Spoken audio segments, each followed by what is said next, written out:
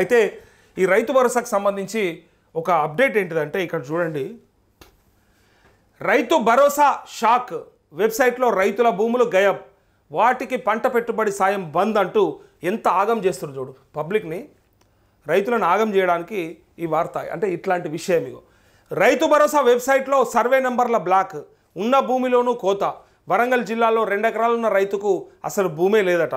సిద్దిపేట జిల్లాలో 6 ఎకరాల వ్యక్తికి 4 ఉన్నట్టు చూపిన వైనం. భరోసా జమ కాకపోవడంతో ఆరా తీస్తే అసలు విషయం వెల్లడి. ఆందోళనలో రైతులు చేతులెత్తేస్తున్న అగ్రి రెవెన్యూ అధికారులంటూ రైతు భరోసా వెబ్సైట్లో రైతుల భూములు గల్లంతవుతున్నాయి.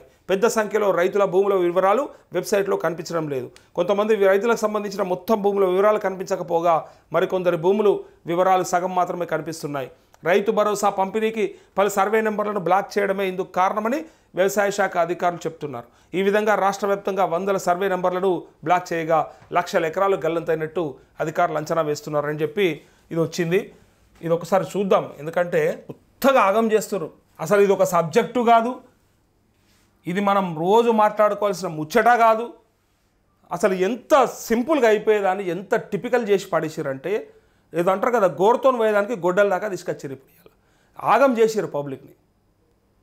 మీరు వేయాలనుకుంటున్నటువంటి ఆ 8,450 కోట్లు ఏవైతే ఉన్నాయో వాటిని ఒక్కసారి అరేంజ్ చేసుకొని రైతులందరూ అకౌంట్లలో క్రెడిట్ చేసినట్టయితే ఈ పంచాదే ఉండకపోతుండే, ఈ లొల్లే ఉండకపోతుండే.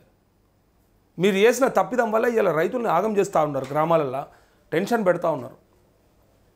ఒక రాష్ట్ర ప్రభుత్వం 3 లక్షల కోట్ల బడ్జెట్, ఓ 8,000 కోట్ల రూపాయలని ఇవాళకి ఒక పెన్షన్ లేదట. ముసలోళ్ళకి 2 నెలల పెన్షన్ ఆపిరట. వీళ్ళు చేయడం చేతగాక ఏదో అంటారు కదా, ఆడలేక ఇవేవో పాత గజ్జలు అన్నట్టు వీళ్ళు నాతో అయితే లేదని చెప్తలేక కేసీఆర్ తప్పు చేసిండు, కేసీఆర్ మోసం చేసిండు, కేసీఆర్ అప్పుల వల్ల. అరే సన్నాసులారా, మీకు ఆ అప్పు చేసిన సంగతి తెలవకెక్కిరా? నోరు కట్టుకుంటామంటారు కదా, అంటే కట్టుకుంటలేరు అన్నట్టు. కడుపు కట్టుకుంటామన్నారు కదా, కట్టుకుంటలేరు అన్నట్టు. పందికొక్కులాగా దున్నపోతులాగా మేస్తున్నారు. కాబట్టే ఇప్పటిదాకా పబ్లిక్ గురించి ఆలోచిస్తలేరు. అండ్ వాళ్ళకి ఏమి ఇవ్వాలనో మీకు గుర్తొస్తలేదు. మేము బాగుంటే చాలనుకుంటున్నారు అన్నట్టు. అది మీ పరిస్థితి. అయితే ఇక్కడ చూడండి, అసలు అన్ని ఎకరాలు మరి ఎందుకు ఆగమైపోయింది, దాన్ని ఎవరు మాట్లాడతారు? రెవెన్యూ శాఖ అధికారులు చెప్పరా, ఇటుపక్క వ్యవసాయ శాఖ అధికారులు చెప్పరా? ఎవడు చెప్పకపోతే ఎవనుకున్నది అసలు బాధ్యత? నాకు అర్థమవుతలేదు. అరే మీకు బాధ్యత ఇచ్చింది ప్రభుత్వంగా, మమ్మల్ని నడిపించమని, మమ్మల్ని చూసుకోమని. మీరు అది చేయడం చేత కాకపోతే దిగిపోవాలి సప్పుడేక. సదరు రైతులకు రైతు భరోసా బంద్ అయింది. ఆ రైతులందరూ కూడా, ఆ బ్లాక్ అయినటువంటి వాళ్ళందరూ కూడా రైతు భరోసా బంద్ అయింది. ఇప్పటి వరకు ప్రభుత్వం 2 ఎకరాల వరకు జమ చేయగా తుని బతుకు జడ అంటారు. 2 ఎకరాల వరకు జమ ఏడైందన్న అంటారు. వీళ్ళను ఎట్లా ఏమనాలో అర్థం కాకనే అలా మెసేజ్లు అట్లాంటివి పెడతా ఉన్నారు. నేను చెప్తున్నా కదా, జెన్యూన్గా నాకు వచ్చినటువంటి ప్రతి మెసేజ్ను చదివితే ఉరి పోసుకొని సావాలి వాళ్ళు. కాంగ్రెస్ ప్రజాప్రతినిధులు ఉరి పోసుకొని సావాలి అయ్యాల. అట్లాంటి మెసేజ్లు అట్లా తిడుతున్నారు. లేనిపోని అని అలవాటు చేసినోడు మంచిగానే ఉన్నాడు, చెయ్యనోడు మంచిగానే ఉన్నాడు. నడిమిట్లాగమవుతుంది రైతులు, ప్రజలు. చూడురిగా ఎంత గమ్మతుంది చూడు. తమాషా ఇది. ఇప్పుడు మనకు అలవాటు చేసినోడు, రైతు బంధు అలవాటు చేసినోడు ఇంట్లో ఉన్నాడు, మంచిగానే ఉన్నాడు. ఈ ఇస్తా అన్న సన్నాసులేమో, ఈ సుంటలేమో ఇచ్చి సావరు. నడిమిట్ల వస్తుందా రాదా ఎవడు చెప్పి సావాడు. కనీసము ఈ టైంకి వస్తుంది అన్న, ఈ టైంకి పడుతుంది, ఎల్లుండి పడుతుంది, మాపటేలు పడుతుంది, సాయంత్రం పడుతుంది, ఎవడన్నా చెప్తుండా? ఒక్కడన్నా కనీసం ఒక లెక్క పత్రం, ఓ టైము, ఓ డేటు, ఓ టైం ఫ్రేమ్ ఉందా? అసలు క్లారిటీ ఉందా? వాళ్ళకే లేదు క్లారిటీ. ఇంకా ఎవడు చెప్పాలి? ప్రభుత్వం నుంచి ఒక అధికారి చెప్పాడు, ఓ మంత్రి చెప్పాడు. అసలు ఏడమన్నారు అసలు మంత్రులు? ఏం చేస్తున్నారు అసలు రాష్ట్రంలో మంత్రులు? ఏ పనులన్నా నడుస్తున్నాయా? ఏమన్నా అసలు ముందర సాగుతున్నాయా? అసలు హామీలు దేవుడెరుగు. మేమేమంటా ఉన్నాం, మీరు కొత్తగా ఇచ్చిన హామీలు గంగల కలిసినవి, అవి అటే వీకినాయి. దాని గురించి మాట్లాడాలంటే ఈ 4 ఏళ్ళు కాదు, ఇంకా 40 ఏళ్ళు మాట్లాడచ్చు. కానీ కొత్తగా ఇచ్చినవి దేవుడెరుగు. కానీ ఇప్పుడు మీరు నడిచేటి ఎందుకు ఆపుతున్నారు అంటున్నా. పెన్షన్ ఇచ్చే శాతం అయితే లేదు, దాన్ని పెంచుడు దేవుడెరుగు. ఉన్నది 2 నెలల నుంచి పెండింగ్లు ఉన్నదట. అది అటు వీకింది, ఇది ఇటు వీకింది. రైతు భరోసా అదే 5,000 వేసినా కాలిపోతుండే. ఈ దిక్కుమాలినోళ్ళు ఇదోటి అడమైంది పెట్టిరడా. దాని బంధుని తీసి భరోసా పెట్టి ఏదో అడమైన బంధు తెచ్చి పెట్టిరడా మనల్ని. అదైతే వేసిన వాళ్ళు కాదు, అయితే సచ్చిన వాళ్ళు కాదు. 1 ఎకరంకు 2 ఎకరాలకు దోబుచ్చులాట. ఇదొకటి ఎట్లయిపోయిందంటే ఆట అయిపోయింది, వాళ్ళకి తమాషా అయిపోయింది.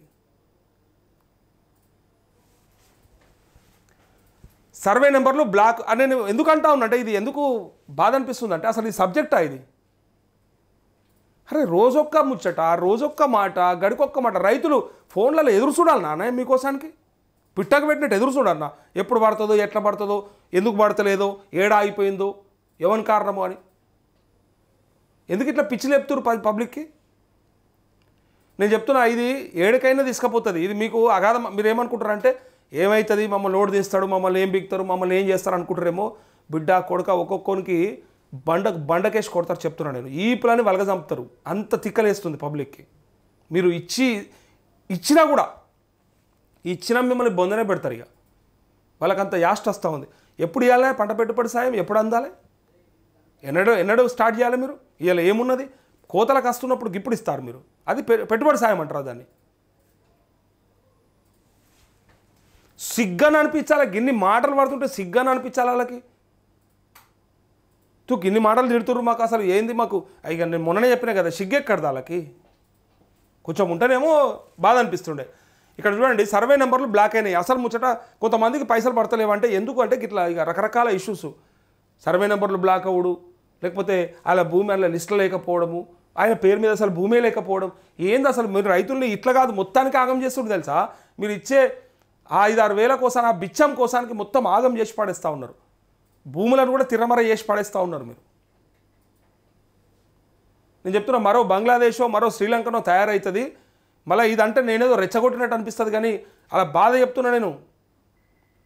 అలా లోపల మసులుతుర్రంతా ఇట్లా మామూలు తిక్కలేస్తలేదు రైతులకు. నిజంగా గ్రామాలలో వాళ్ళు వేసంపాని కాడికి పోయి అటు పని చేసుకుంటా, ఇటు ఎవడేం చెప్తాడా అని ఇటు ఎదురు చూసుకుంటా ఎందుకేగలను గంతగానం కోసపెట్టుడు? ఏమొస్తుంది చెప్పుర్రి? ఏమో సంపాదించుకుంటాడు. ట్యాక్సీలు కట్టేటోనికి లేవు అట్లాంటి ఏ ఇబ్బందులు. కోట్లు సంపాదించుకునే వ్యాపారస్తులకు ఏముండయి బాధలు. సరే, వాళ్ళ బాధలు వాళ్ళు మాట్లాడుకుందాం. నేను అనేది ప్రభుత్వం నుంచి వాళ్ళకేముండయి.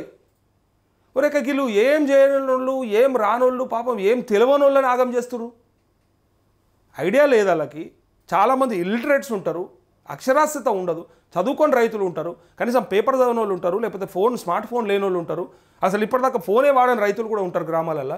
వాళ్ళకి ఎందుకు ఆగం చేస్తారు చెప్పురు? మీరు ఏం చెప్పాలి? మీరు అసలు క్లారిటీగా మంచి పేపర్ స్టేట్మెంట్ ఇవ్వాలి. రైతు భరోసా డబ్బులకి ఎవరు కంగారు పడొద్దు, ఈ నెల 31 వరకు ప్రతి రైతుకి అన్ని డబ్బులు అందుతాయి అని చెప్పి పెట్టండి. దాని ప్రకారంగా వాళ్ళు ఎదురు చూడరు. ఇంకా టైం ఉన్నది కదా అనుకుంటారు. మీరు టైం ఫ్రేమ్ పెట్టరు, క్లారిటీ ఇవ్వరు, ఇస్తారా ఇయ్యరా చెప్పరు. ఎవరిని కొంపలార్పణకి దాప్రమయ్యారు ఇట్లా అని రైతులు ఇంత ఆవేదనతో ఉన్నారు తెలుసా?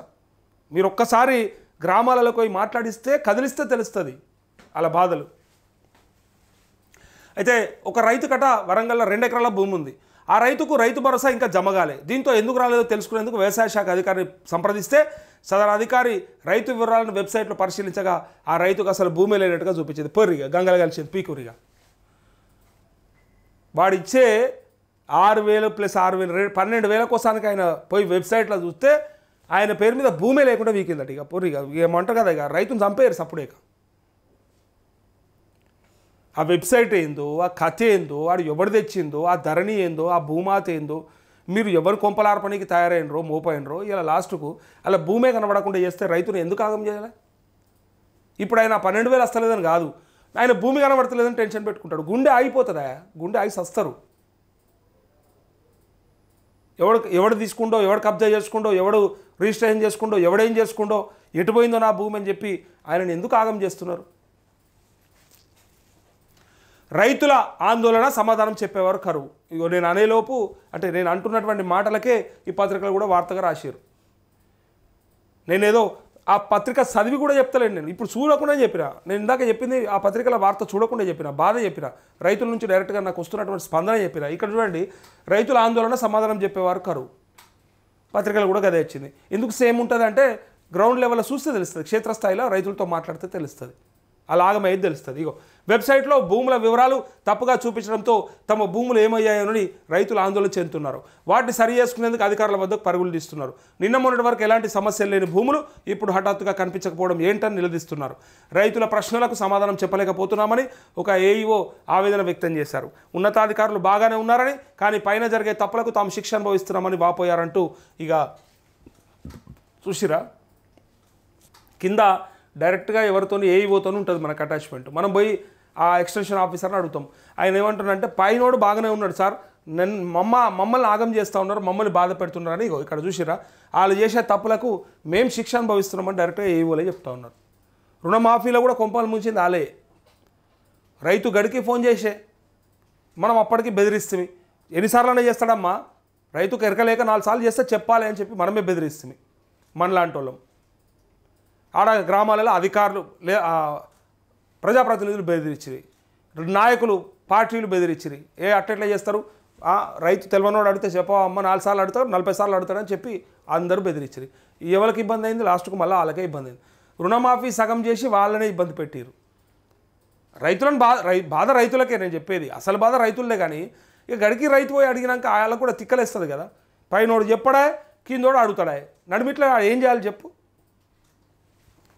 పాత వాళ్ళకి సగమే, కొత్త వాళ్ళకి సగమే, మొత్తమే లేదు. పాత వాళ్ళకి సగమే, కొత్త వాళ్ళకు మొత్తమే లేదు.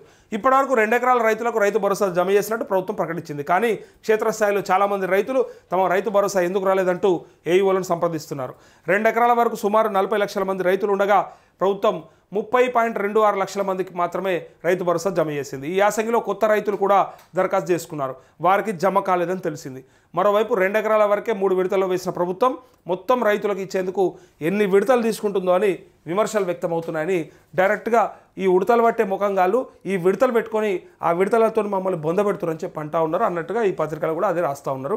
ఇక చూడండి, పాతోళ్లకు సగమే, కొత్త వాళ్ళకు మొత్తమే లేదు. కొత్తోళ్ళు జనరల్గా ఈ గ్యాప్లో పాత రైతు భరోసాకి రైతు బంధుకు ఈ రైతు భరోసా గ్యాప్లో కొన్ని రిజిస్ట్రేషన్లు అవుతాయి. పిల్లలకు పంపకాలు చేసిన వాళ్ళు ఉంటారు, వేరే వాళ్ళకి అమ్మిన వాళ్ళు ఉంటారు, వేరే వాళ్ళ దగ్గర కొన్నోళ్ళు ఉంటారు. ఇట్లా రకరకాల ట్రాన్సాక్షన్ జరిగితే కొన్ని పాస్బుక్లు పెరుగుతాయి. ఆ పెరిగిన పాస్బుక్లు వాళ్ళు కూడా అప్లై చేసుకుంటారు, మళ్ళీ కొత్త రైతు భరోసాకి దరఖాస్తు చేసుకుంటారు. ఆ రైతు భరోసా దరఖాస్తు చేసుకున్న వాళ్ళకి ఇప్పటిదాకా ₹1 అంటే ₹1 పడలే, ఒక్క రైతు కూడా క్రెడిట్ కాలే. చెప్పుండ్రు ఇక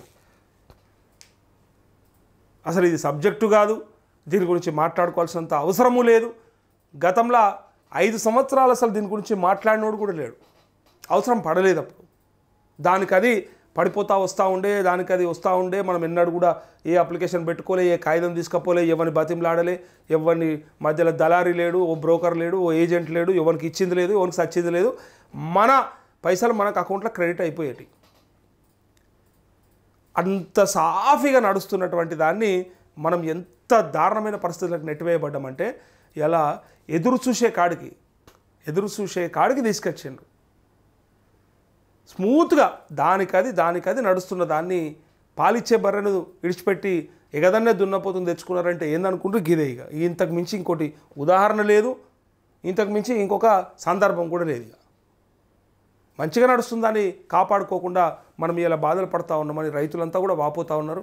సో మరి వీళ్ళ బాధల్ని ఎవడు పట్టించుకుంటాడో అర్థమవుతలేదు, ఎవరికి చెప్పాలని కూడా తెలుస్తలేదు. చెప్తే కనీసం వీడు చేస్తాడేమో అన్నట్టు కూడా లేదు. ఓ ఎమ్మెల్యేకి చెప్తే అవుతుందా అంటే ఆయన చేతిలో లేదు, మంత్రికి చెప్తే అవుతుందా అంటే ఆయన చేతిలో లేదు, ముఖ్యమంత్రికి చెప్తామంటే ఆయన దొరకడు. ఇక చూడు, ఇక ఇది కథ. మనకు మంత్రి దొరుకుతాడు కానీ ఏం చెప్తాడు? నేను 2-3 వేరే శాఖ మంత్రులతో మాట్లాడినా, వాళ్ళు ఏం చెప్పిర్రు? అయిపోతుందన్న, అతి త్వరలో అయిపోతుందని చెప్పిర్రు. మనం లైవ్లో ఫోన్ చేసినప్పుడు దొరకరాళ్ళు, అప్పుడు దొరుకుతారు. ఆ దొరికినప్పుడు ఏదైనా ఒక మాట అడుగుతాం, మనం అడిగితే అయిపోతుంది చేసేస్తామని చెప్తారు. అది ఏం పోయింది, చేస్తామని చెప్తారు. అది అంతే, ఇక అదే వీకాలి. అది అంతకంటే గుచ్చి అడిగితే వాళ్ళు చెప్పరు. ఇక అంతకంటే గుచ్చి 2 లక్షల కంటే పైన వాళ్ళకు షెడ్యూల్ ఇస్తామన్నారు. ఎప్పుడు ఇస్తారు? ఇగో ఇలా జీవోలు ఉంది, గైడ్లైన్స్లు ఉందని చెప్పినాం అనుకో, ఇక వాళ్ళు చెప్పరు. ఇక పారిపోతారు. ఇక చేత కాదు కాబట్టి, లేదు కాబట్టి వాళ్ళ దగ్గర నిర్ణయం ఉండదు, వాళ్ళ దగ్గర చేసే ప్రణాళిక ఉండదు, చేయాలన్న బుద్ధి లేదు, పైసా లేదు. ఇక జాలిగా ఇవన్నీ కలిపి మనకు మంచిగా మోపారు వీళ్ళంతా. ఏవి లేవు, ప్రణాళిక లేదు, చేయాల్సిన ఇంట్రెస్ట్ లేదు, పైసా లేదు, ఏది లేదు.